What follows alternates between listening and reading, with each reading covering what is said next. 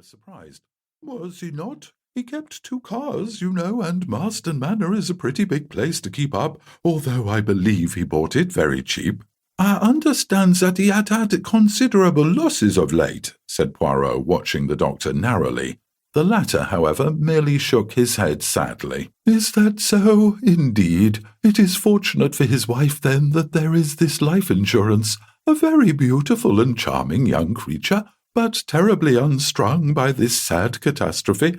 A mass of nerves, poor thing. I have tried to spare her all I can, but, of course, the shock was bound to be considerable." "You had been attending Mr. Maltravers recently?"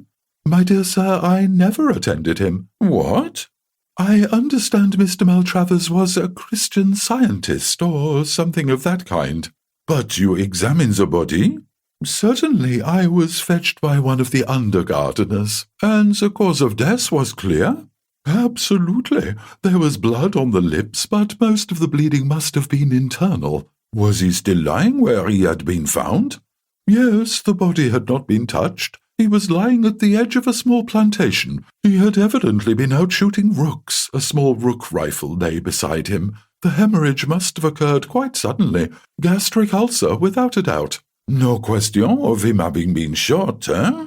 "My dear sir, I demand pardon," said Poirot humbly, "but if my memory is not at fault, in the case of a recent murder, the doctor first gave a verdict of heart failure, altering it when the local constable pointed out that there was a bullet wound through the head." "You will not find any bullet wounds on the body of Mr. Maltravers," said Dr. Bernard dryly. "Now, gentlemen, if there is nothing further."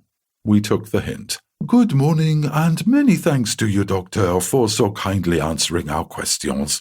By the way, you saw no need for an autopsy?" "Certainly not." The doctor became quite apoplectic. "The cause of death was clear, and in my profession we see no need to distress unduly the relatives of a dead patient."